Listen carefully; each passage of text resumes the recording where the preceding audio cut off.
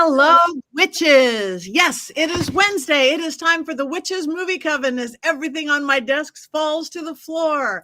I am Patti Negri. I am one of your hosts. You might recognize me from The Witching Hour, from Ghost Adventures, from all the goats that hang around with me. But I am one of many on this co-hosting. Let me introduce you before I come back to here to my beautiful co-host, starting with Richard-Lael. Hello, I am Richard-Lael. Richard-Lael is one name, not two. If I were just Richard, I would be a. That's right. I am Richard-Lael. I am a gentleman psychic. I'm a psychic and a medium. I used to be a psychic and a small, but I gained some weight. Before we go too much further, if you are enjoying the show, hit the like, hit the subscribe, do the comments. We appreciate each and every one of you. Thank you so very much. Yes, thank you. Jason. I'm Jason Mankey. You might recognize me from the back of book covers, such as High Priest Raymond Buckland, the father of American witchcraft, and several other books. Thank you very much. Heather with the hair. I let my hair do its 80 thing today. I am Heather Greene. I am the author of Lights, Camera, Witchcraft, A Critical History of Witches in American Film and Television. I am an editor at Llewellyn Worldwide and a journalist covering all things occult and magic in the media. And I'm excited to be here tonight, as always. Thank you. Thank you. And yes, our books, my latest from Llewellyn, Dollcraft. Check it out, Haunted Dolls. But we have no Haunted Dolls tonight. We have no Courtney tonight, which we are sad to say, but we are thrilled to say we have filling in for her the beautiful Scarlett Amaris. Welcome, Scarlett. Hi, thank you for having me again. I'm Scarlett Amaris. I am a screenwriter, and I am now actually a music video director. And a lot of the films that I have written have to do with witchcraft. Seems to be my specialty. I also teach it. I practice it. Bunch of witches in this room, I tell you. Witches in this room. And none of us got taken up yesterday, so we're all here because we had to be here for today. No rapture for us because we got goats we have to take care of. Today's movie, we are doing Highlander, the 1986 film Highlander. A lot of swords. Hopefully you guys watched it, but just in case you did not watch it, Richard-Lael, do you have a complete and thorough, unbiased synopsis of this lovely? I have an unbiased one. I think that one's even better. So yes, we are here. You are here. I am here. We are here. We did not get raptured away yesterday. However, watching this film might enrapture you in another way. But who wants to live forever anyway, right? You know what I mean? You know what I mean? Ba-boom. So here's the story. Imagine a world where it's Scotland sometime 400 years ago. 400 years ago from 1986, 400 years ago. And in this clan, the MacLeod clan, end up by fighting against the Hatfields, or was it the McCoys? I don't remember. But they fight against this other clan, and then a guy comes up wearing a plastic sword. I mean, a plastic helmet, and runs our hero through because guys in plastic helmets really are scary and dangerous. So he ends up by being unalive. But then he's also undead. He comes back and they want to burn him as a witch because why not? It's, Scotland 400 years ago. And then come to find out he can't die. So he comes back. He's been banished from his village. He meets the love of his life. They are in love. They get together. And then he meets Sean Connery. Sean Connery says he has to break up with this girl to leave her behind because I have sights on you, young man, is what he says. He doesn't say that, but he does say, you may not take our life, but you'll never have our freedom, or something like that. Anyway, he tells him that he has to leave. He has to leave this woman. And so lo and behold, he stays with her until she dies of old age at the ripe old age of 32, because that was how old she looked in her old age makeup. Meanwhile, this other guy in the plastic helmet keeps coming back to kill, and then Sean Connery, and they have crossed their streams, and they have had a sword measuring contest, and the guy in black then ends up by giving it to Sean Connery, and I've never been more jealous in my life. Anyway, so then fast forward to the future, which is 1985 in the film, and he is at a pro wrestling match because, of course, he is. Why not? In New York City. Here he is, an antique dealer at a pro wrestling match because he doesn't have enough PTSD. Meanwhile, he has these flashbacks, and then he goes into the parking garage where a sword fight ensues, and then he escapes in the Porsche that he stole from, oh goodness, what was his name? Smoldering Eyes, 1950s. I had it and I forgot his name. Red jacket, died in a Porsche. Oh, never mind. James Dean?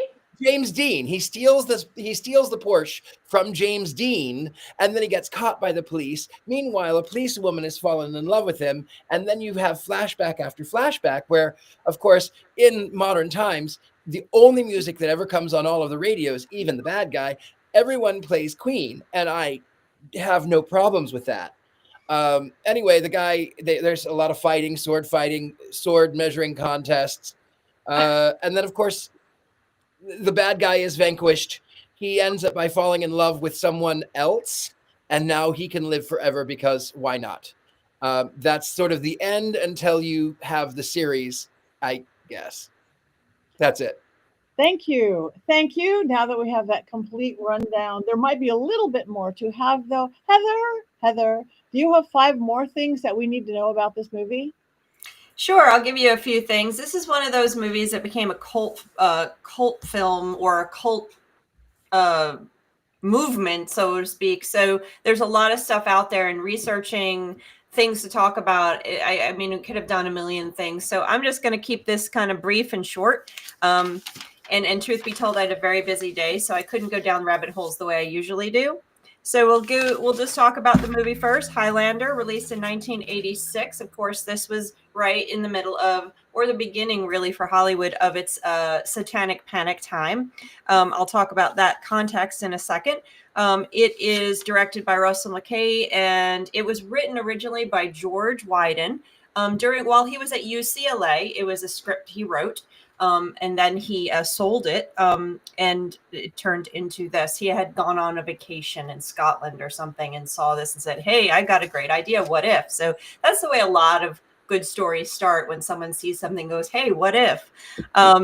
There are various different cuts to this. You can watch a director's cut. You can watch the European cut, which is different. The international cuts were different. It actually did better when it initially came out in 86 internationally than it did here in the US. In the US, it was just, mid. People didn't really love it. It grossed a little over 5 million, I think. I have the number somewhere on my paper. It grossed about 5,700,000 about. I didn't adjust that for inflation, so those are 86 numbers. In Europe, though, it grossed over 12 million on international release. However, why did it get second and third and fourth? I think there's 4 original films and then a TV show. Why did it get that? Because once it hit VHS, it became immensely popular. And so, this was a time for those people who did not live in the 80s and the late 70s. This was the VHS's heyday. It's golden era. Everybody was going to video stores, renting. This is the emergence of Blockbuster, although we had local ones in the 80s were before Blockbuster. So VHS was really a big thing. A lot of movies were actually released straight to VHS, which has really made some movies, especially cult films, when they don't do well in the theater and then they go to VHS and they get watched and then remade, some directly to VHS, and they become what this movie has become. So that's really 2 and 1 and 2. Now let's talk about context. So I just want to give you guys who have been here, remind you of something I talk about whenever we see these kind of sword films. This is considered a sword and sorcery film, or a high high fantasy sort of. It's more sword and sorcery than high fantasy. We don't have kings and queens and knights. That's usually high fantasy, but it has those elements. But it is in one of these sort of has a sword and sorcery feel to it with the swords and the fighting, and the story that's happening here is this man who's lifted up. He finds out he's magical. He has to go and conquer the person who's stronger than him. This is very much a sword and sorcery feel to it.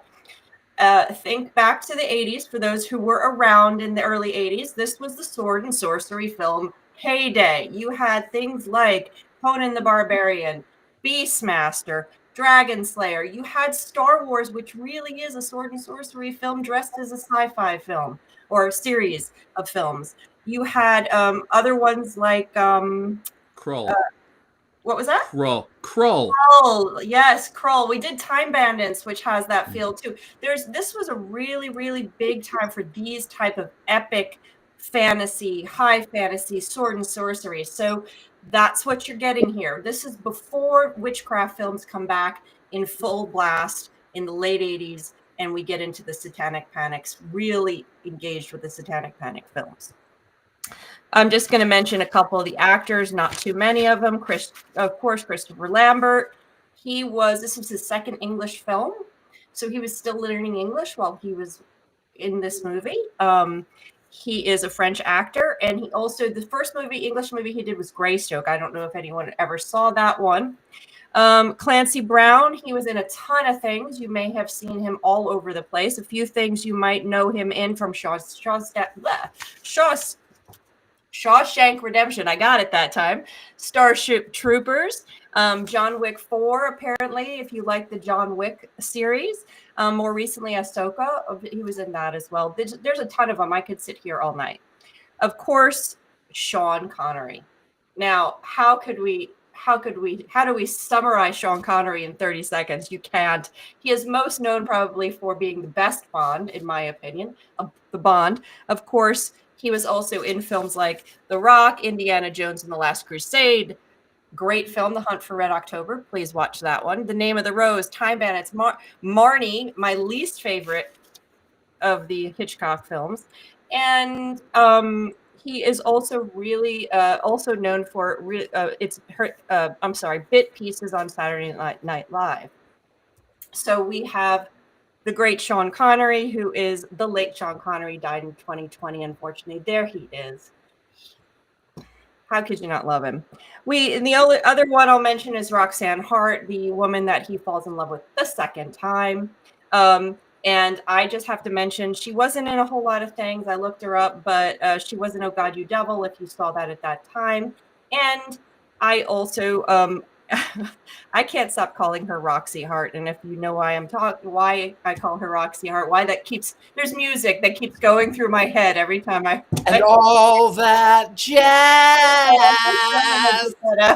I was like, that can't be her name for real. Anyway, that's a musical person's thing. So finally, I'm going to get to the music aspect of it. And this is really going to be a two-parter here. So first, of course, I do want to actually point out, this is the other interesting thing I found out, that Christopher Lambert was not the first person chosen for it. They wanted Mark Singer to do it. So he turned it down or wasn't available. They went through they wanted Kurt Russell, Michael Douglas. I'm reading the names off. Kevin Costner, Mickey Rourke, of all people. I don't know if he would have done that. Patrick Swayze and Mel Gibson were all considered for the role. All of them would have been better. Some of them would have been better. Yeah, there's a few of them on there that would have been better. I could have seen that. But anyway, let's get to the music, because I know that's what we're all waiting for, I think.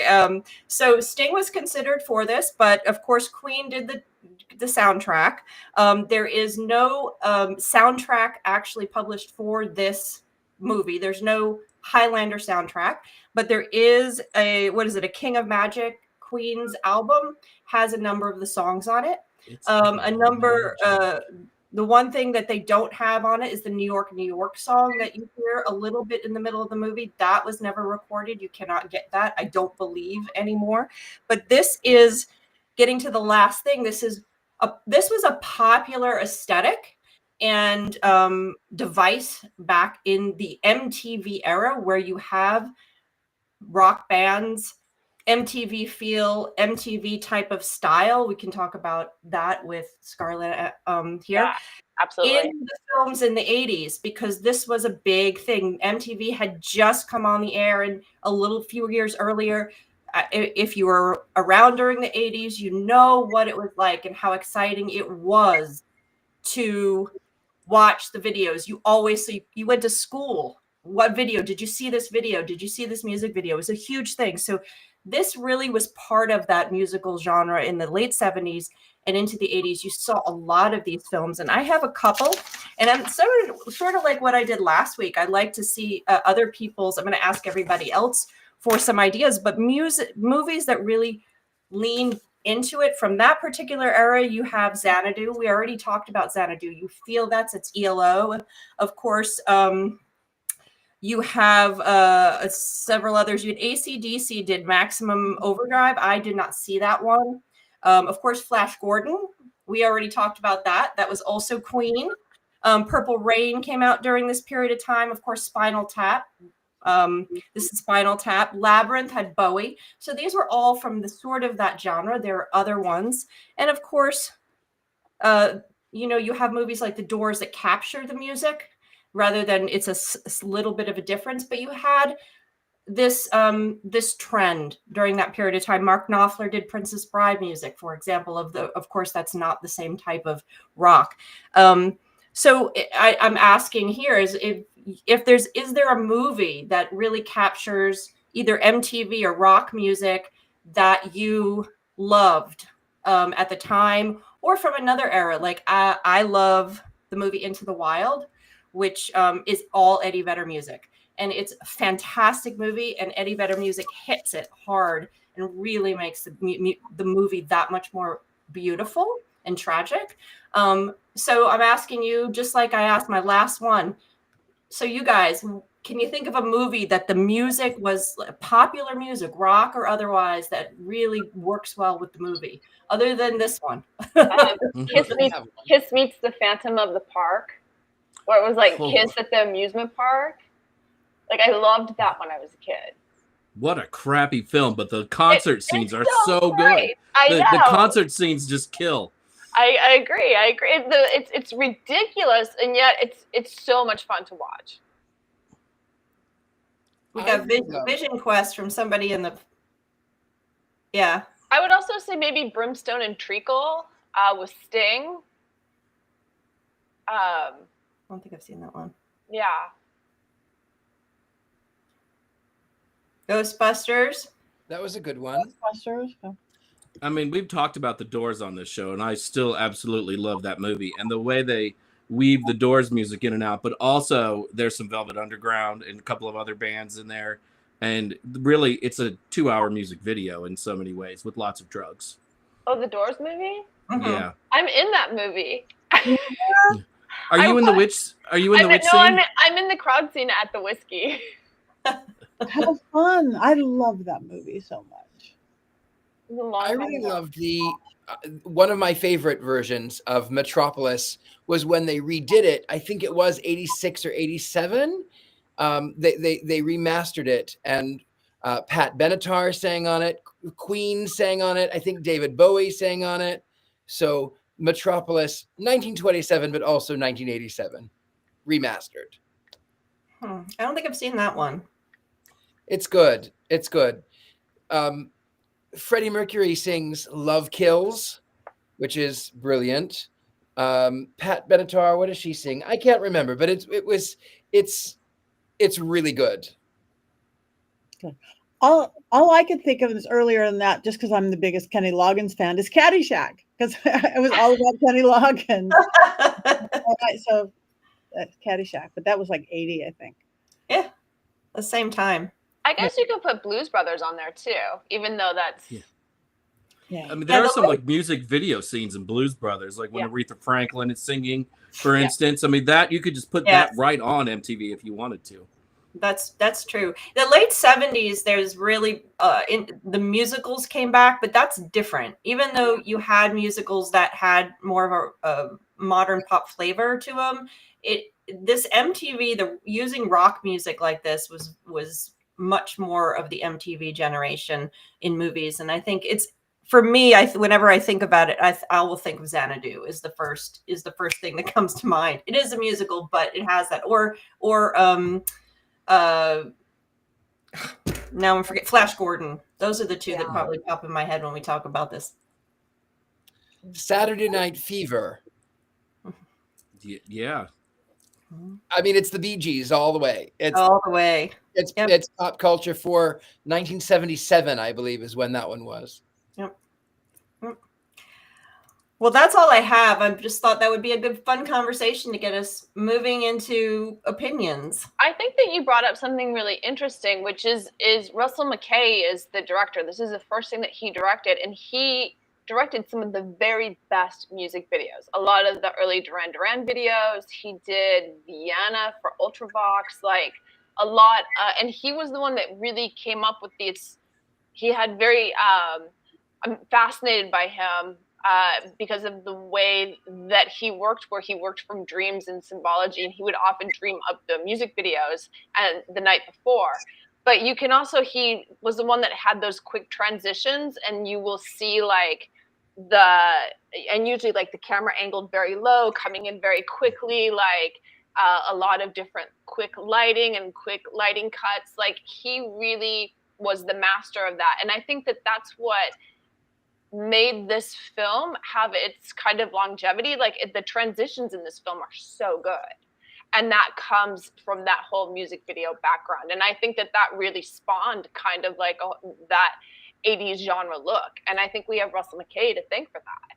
You know, like people today are always trying to, like the kids today are discovering it and they're trying to do it again. And they never quite get it right. But yeah, he was the guy. That's for sure.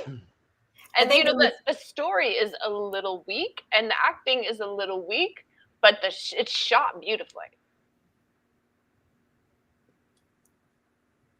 I think some people mistake now just doing quick cuts and fast movement through scenes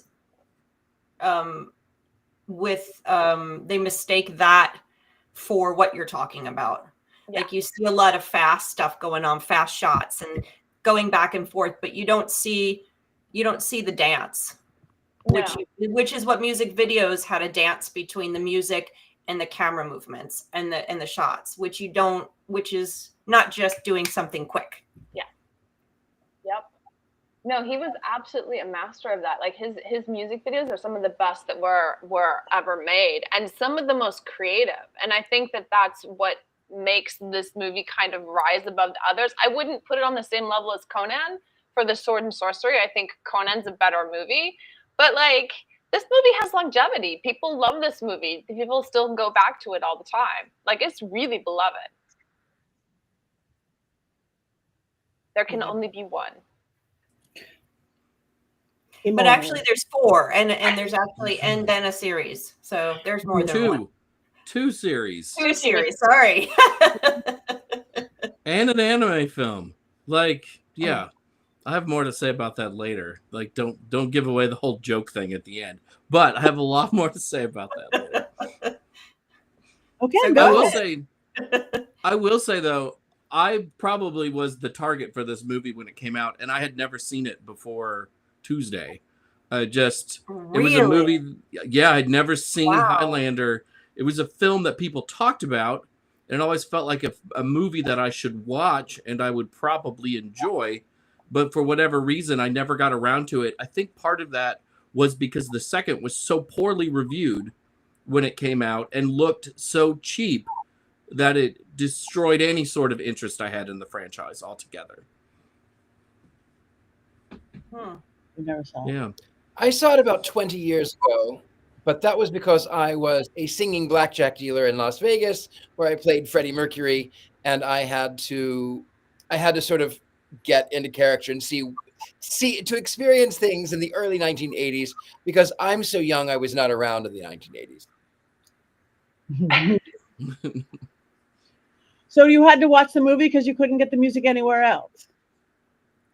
Well, I mean, I could. I just, from the album, the Who Wants to Live Forever. You could get It's a Kind of Magic. You could get, but I wanted to kind of experience what Freddie might have felt, what he might have seen, and so I watched it about 20 years ago now. I actually rented it in the VHS store, and I can remember standing at the wall, because you would stand at the wall and you would read through the tapes and you would look at the covers and you'd try to decide, like, make that decision. And every once in a while you'd get something great. And I remember thinking, like, I really dug it. Like, I really dug this film when it came out. And it wasn't, most of the time you'd get something and it was terrible. So I appreciated that. But yeah, I do miss the mom and pop video stores where it's like, you could see some really great stuff and you could see some weird Euro trash stuff sometimes, but it was always kind of a crapshoot. Yeah. There was a little video store in the little town that I grew up in. Now, I say I don't remember the 80s, but I do. I very distinctly, very much remember the 1980s. But there was a little mom and pop store, a little video store in the little town of like 300 people. And everyone went, and not only was it a video store, she also had an arcade and a candy store. Like, it was all in one.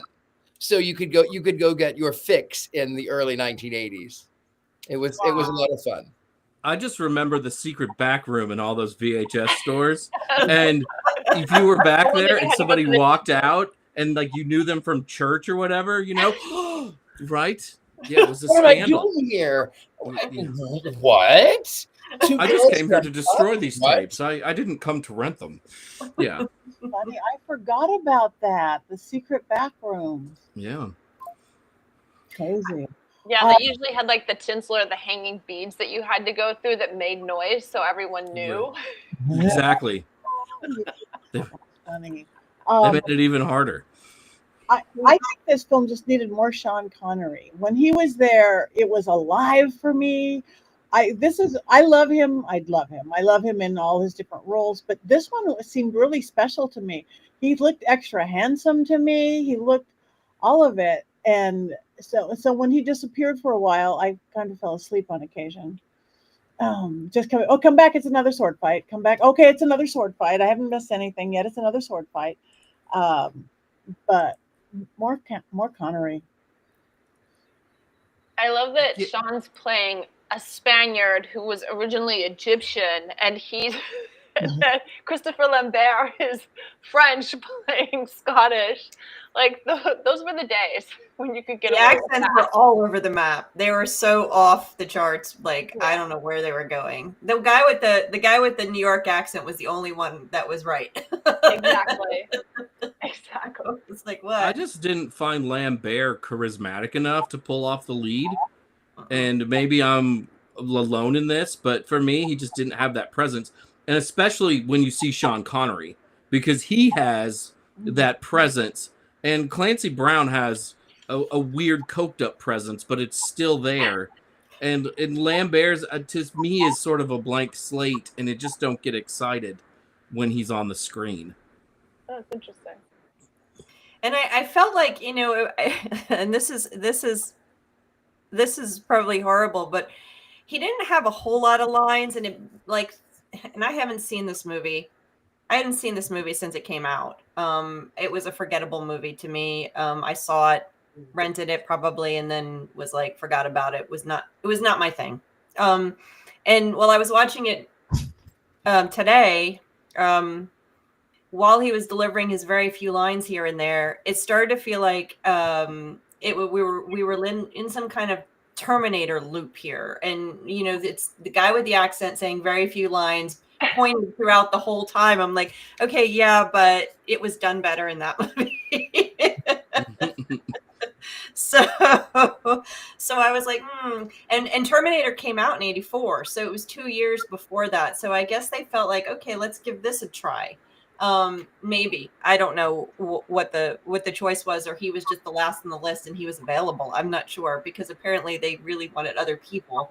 But he was an actor. I think Scarlett, you know him, right? His daughter was executive producer on a film I did back in 2012, 2013. So, and she has Lilith Films in Paris, and she owns my movie now. But I had like a brief lunch with him. He's very into UFOs. We talked about UFOs the whole time, he was absolutely charming. I think, they probably chose him. He had a lot coming off of Greystoke. Greystoke was a big movie.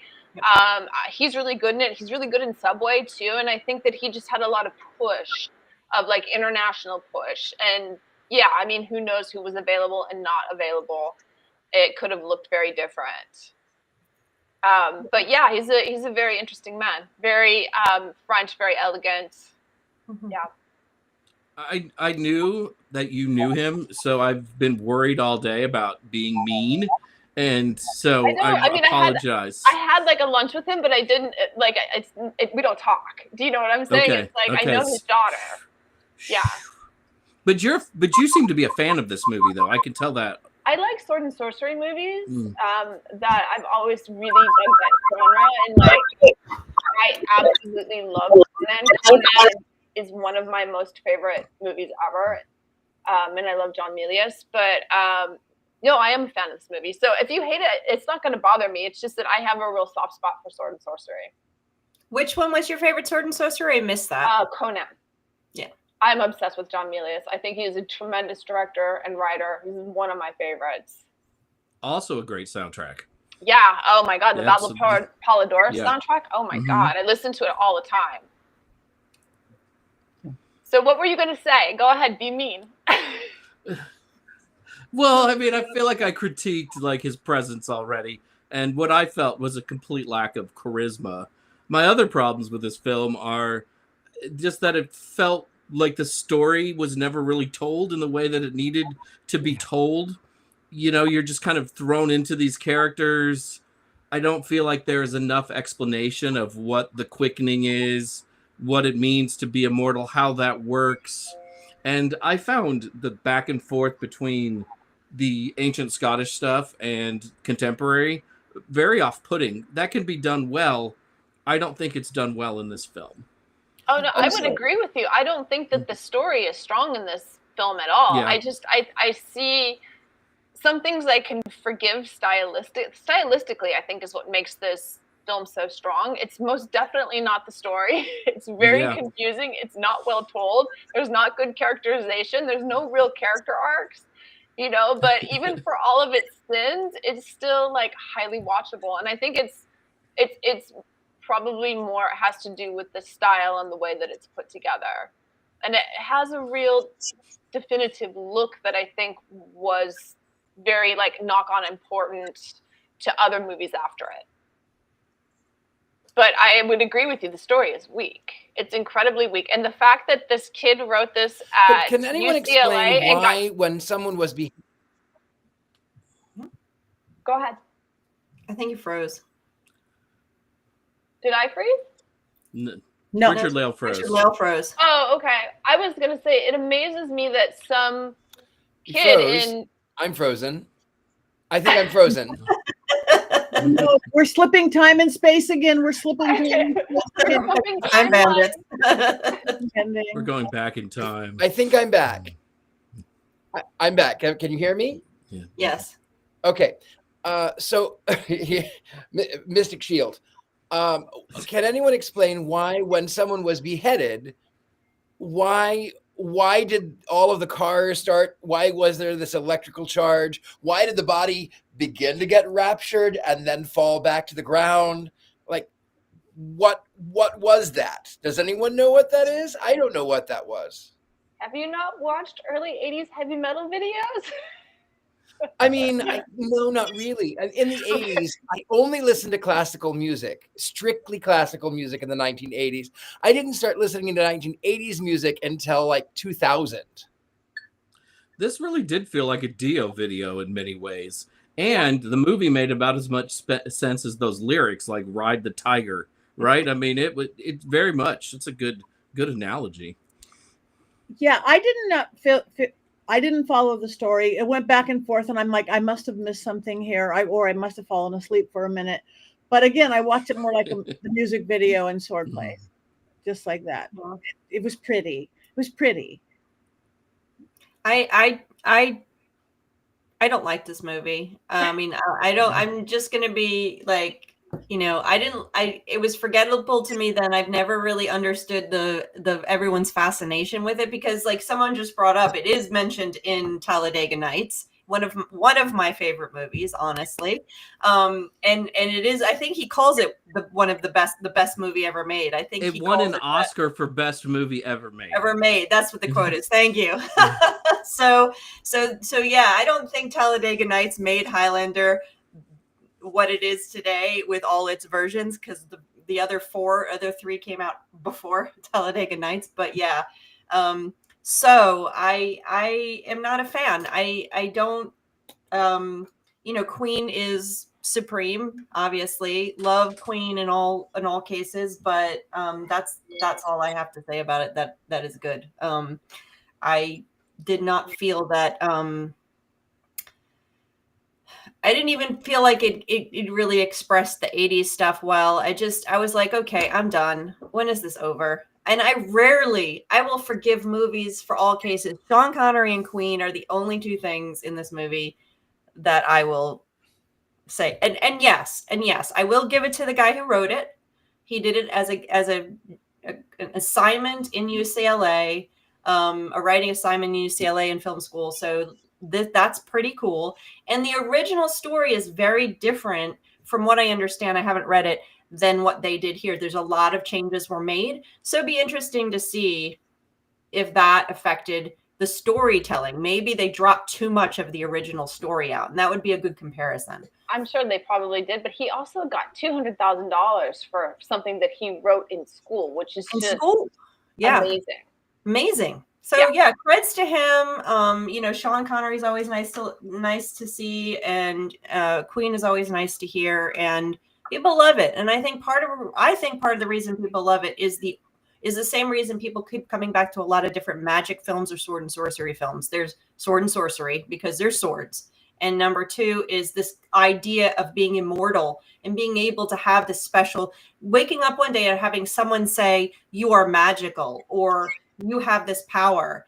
That's compelling in a story. And people keep going back and back to those type of stories as the basis. And I think that's one of the reasons. The imagination that we have of, like, I remember even as a kid and even today, that idea that you have these powers it's compelling. Is compelling for a script, is compelling for, a viewer. It is compelling. However, I would argue from experience, from someone who is much older than he appears, I would not want to live forever. I have lived 1,000 years in this lifetime, and I am so ready to not live another 1,000 years. So if you live forever, you experience people that you love growing old and dying, like the girl that died at 31. She's wearing this old age makeup, and she's like, oh, light a candle for my birthday. And meanwhile, her old age makeup is not old age makeup. But anyway, you have to watch people live and die. And it's sort of the moral of one of my go-to films, Death Becomes Her. Mm-hmm. The original ending of Death Becomes Her is they're dead, but they're living on forever. And they watch people grow old and get happy. And they say, you want to go to Paris? Nah, I've done it. You want to go to London? No, what for? Like, really, what for? I think the lure of that I'm talking about is less about specifically living forever, but being special, having a power. And like in witch films, they wake up at 16 and find out they're a witch and they have power. That's the standard narrative. For men and for boys in these sword and sorcery films, in these films that about growing up or whatever that we see, especially in the 80s, it's usually about a powerful sword. It could be living forever. It could be something that gives you this power over. Like The Sword and the Stone, Jason's favorite film. Especially then we have to do that one, the Disney 1960s Sword in the Stone. Let's do it next weekend. weekend. We have it for your birthday. Let's do it next week when I'm not here. That would be great. No, we're gonna wait for you. The best Sean Connery of all time. And my other favorite actor. Back to the sorry, Patti. Go. Back to the Talladega Nights thing that was posed. For a long time, all I really knew about this movie was that I quoted the bits from Talladega Nights. And that my wife and I still do that. We still talk about how Highlander is the greatest film ever made, just because Ricky Bobby said that. And I think it gave everything a second life, because those scenes were so very, very funny. Yeah, for sure. Any other comments and things about it, or do we have some quotes? We don't have Courtney for quotes, but Jason, you said you picked up a few quotes. I did. I am fake Courtney. I don't know. I don't wear hats, so I don't know how to do Courtney. With Heather, I like to do the scarf. If you had a hoodie, you could be. That's true. That's true. It feels like a long walk to the closet. So I'm not Heather. I'm sorry. I'm not Courtney. I usually just steal these from IMDb. Yeah, but whatever. I think the quote that everybody knows is there can be only one, which gets repeated all the time. Ramirez says, the Kurgan, he is the strongest of all the immortals. He is the perfect warrior. If he wins the prize, mortal man would suffer an eternity of darkness. Conner MacLeod, how do you fight such a savage? With heart, faith, and steel. In the end, there can only be one. And I apologize for calling your wife a bloated warthog, and I bid you good day. Another Sean Connery Lambert exchange. Haggis. What's haggis? Sheep's stomach stuffed with meat and barley. And what do you do with it? You eat it. How revolting. I think part of my dislike of the main characters, I find him whiny, like when he says things like, I don't like boats. I don't like water. I'm a man, not a fish. Just in case you were confused. Merman. Get your gills working. You have the manners of a goat and you smell like a dung heap. And you have no knowledge whatsoever of your potential. Now, get out. He meets one guy, I guess his name was Sunda. MacLeod, it's good to see you again. It seems like 100 years. It's been 100 years. Patience, Highlander, you have done well, but it'll take time. You are generations being born and dying. You are at one with all living things. Each man's thoughts and dreams are yours to know. You have power beyond imagination. Use it well, my friend. Don't lose your head. Yeah. Let's see. Yeah, that was it. Those are the only things that I took.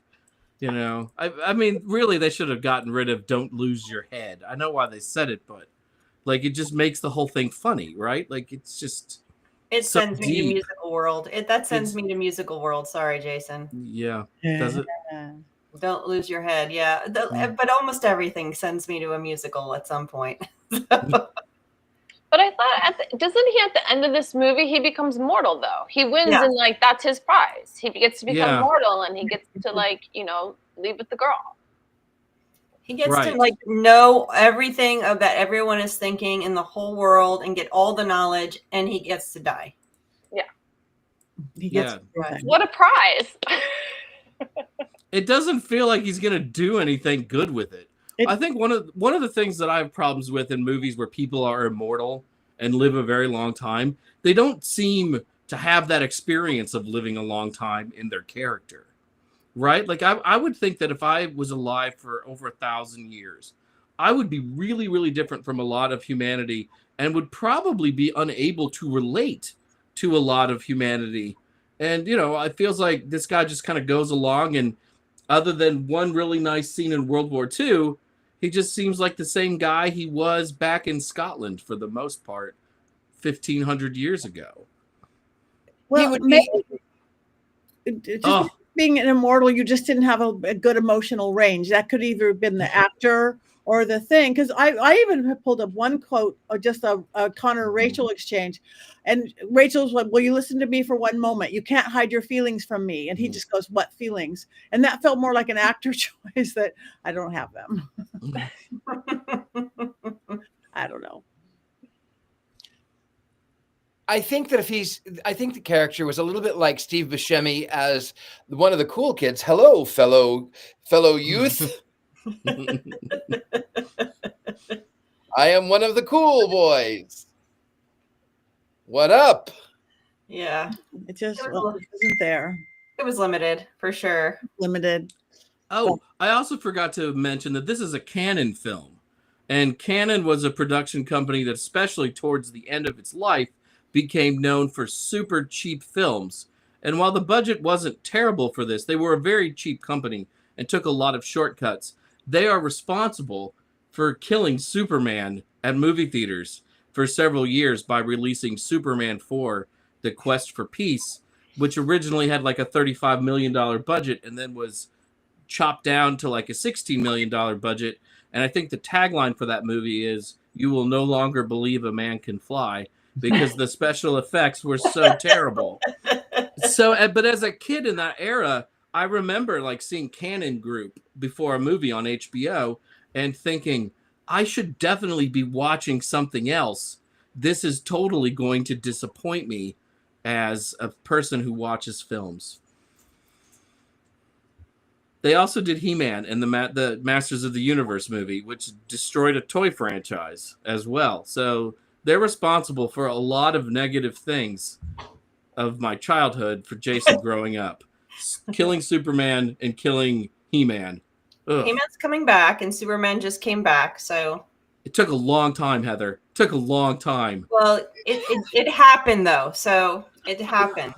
You can read that easy. I am Dolph Lundgren, I am He-Man. No, you are not He-Man. Get out. Get out. Where's Orko? Get out. Sorry, we'll talk about that in another day. We'll talk about that later. Well, as we are moving on, do you have a Mankey movie moment on this, Jason? Of course.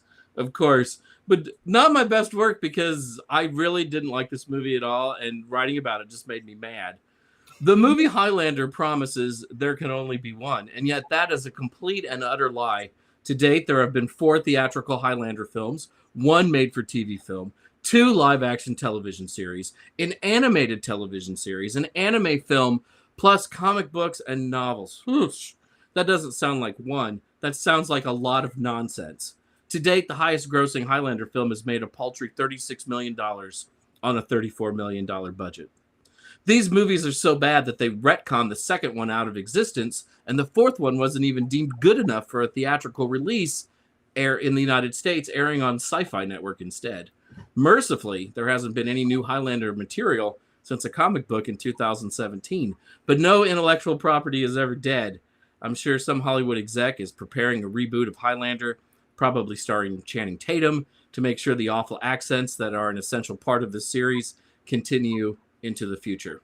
And Scarlett told us in the green room before the show that Henry Cavill is the next Highlander and that it's coming very, very soon, after which I turned my mic off and screamed loudly.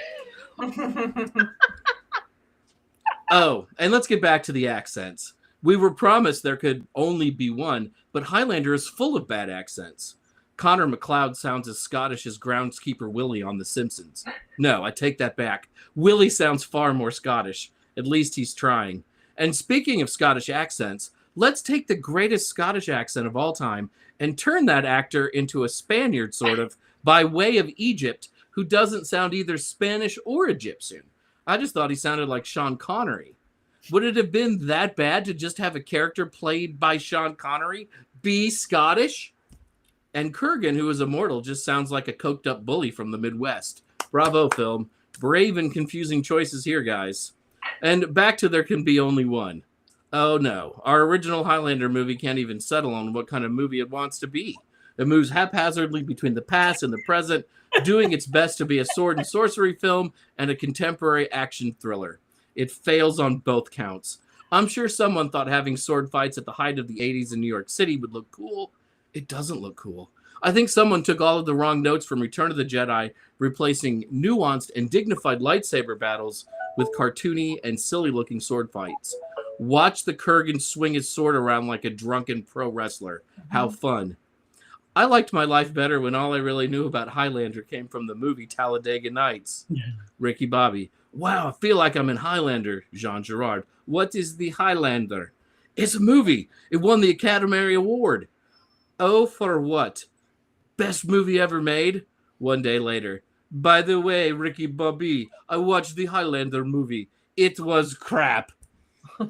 So he says something worse than crap, but we're a family show. There you go. Thank you. We know how you will vote on that.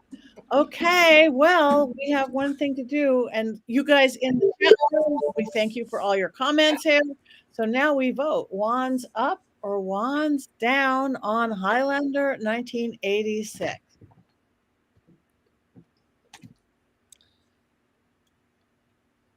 Watch out for that guy. He might. I'm not going to push the button. I'm not going to push the button. Okay, I'm surprised, Richard-Lael. I'm surprised. Richard-Lael loved it. I did, because the penis mightier. So we have got. Wow, I thought it was going to be a party of one, but there's two. And It's so awful. The film is awful. But what I enjoyed every second of it was I would make dirty gay jokes about swords, and I would do it in Sean Connery's accent. And the entire time it made me laugh because it was so bad, and I love it. So I would like to rewatch it with your commentary, and I might actually like the film then. Then we might. So we got might have to do riff tracks in the future. 2 strong ups, 2 strong downs. Me being the Libra, I am meeting in the middle because I like the music video part of it. Push the button. Oh, push the button. Maybe after our cackle. Push the button. So anyway, what are we doing next week? We're doing Witchboard next week, the new one, the remake. It's from 2024 or 5. I can't remember. It's just came out. There is another one, I believe. I want to say the original one was 90. Is it 80s or 90s? It was. I believe it's early 90s because that's the one that has it has Mel Fader. That's the original is great. Yeah, so that's gonna be we're gonna be talking about the new one. So watch it. Everybody watch Witchboard, the new one for next week.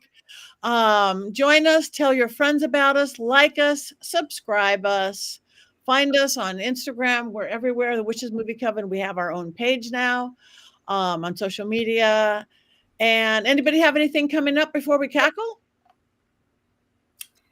Sure, I'll go. I'm going to be doing 2 classes and locally here at a store in October. I'm very excited about that. We'll be doing one on haunted dolls and then one on puppets, of course. I wish Patti was here with me to join. And also another one on Wicca. We're going to do a 2-hour class introducing people to what Wicca is and what it's not. So I'm looking forward to starting some classes at a local shop. And I have a couple other things that I can't announce yet, but I will be telling you more about it next week. Oh, and just to let you know, why are there no dolls? Barely any dolls. Look at my empty room because by next week, I'm going to be in my new office. And so I can't wait to introduce you all to my new office. Wow. That's right. You are doll free there. Wow. Well, there's only a couple left down at the bottom over here, but Clarabelle's already on the way up, and so are my haunted dolls. They're already headed up. So, thank you. All right. Well, you guys check out her class. Richard-Lael.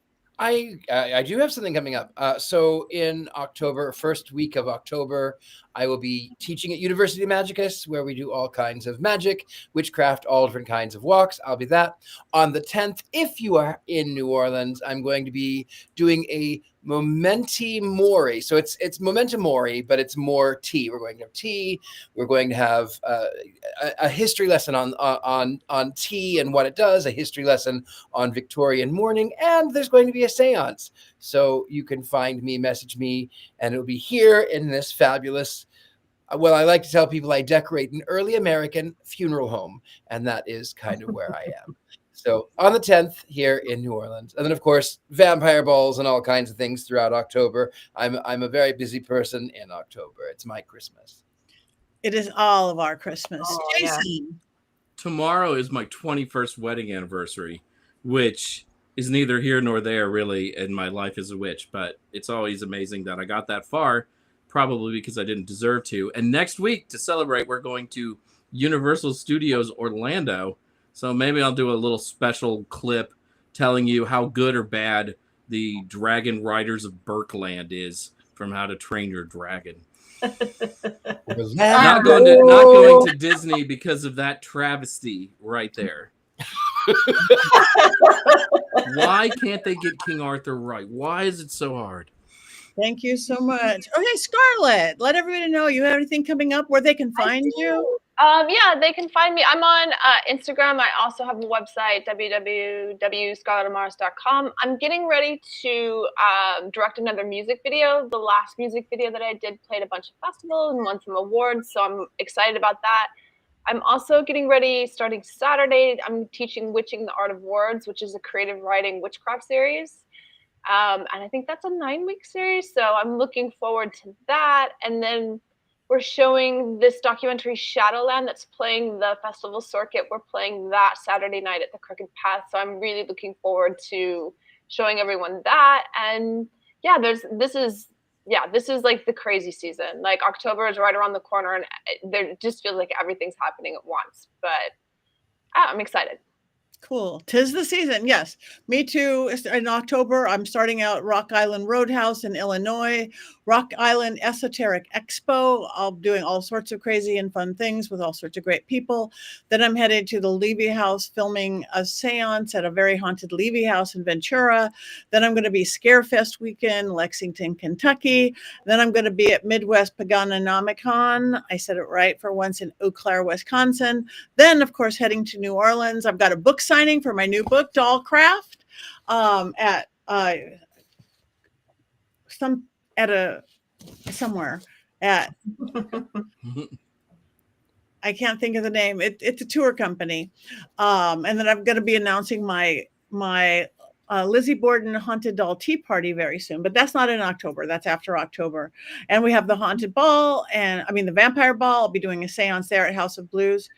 And you guys, you could find us everywhere. And if you can't find us everywhere, find us here on Wednesday. Find Richard-Lael and I at University Magicus. Like and follow, and then have some matching outfits. Go to Mystery Control. You can get things like Mystic Shield shirts. You can get Richard-Lael pillows with his beautiful devil face on it. You can get cloaks and blankets and all sorts of and beautiful jewelry now at Mystery Control. So check it out and make sure you watch Witchboard. And do we have any good Sean Connery impersonations left before we leave, Richard-Lael? Your mother's a whore. I won't say the. I'll check the rapist, Alex. That's the therapist.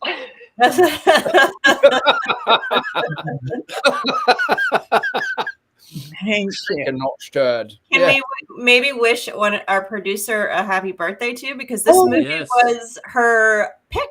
This was Christine's pick. Happy birthday. Our producer, Christine. Now I can't even do it. How would Sean Connery say happy birthday? Happy birthday, bud. Happy birthday. Happy birthday. Happy birthday, Christine. They're doing a big party at the Tail of the Pup tomorrow, and I can't go. Thank you for putting up with us, Christine. We do appreciate it. And Rob, thank you for getting us here, keeping us here. We have the best producers here. So happy birthday, Christine. On that note, it is time. One thing we do, what do witches do? We cackle. We tell our friends we like, we subscribe, and we cackle. 1, 2, 3.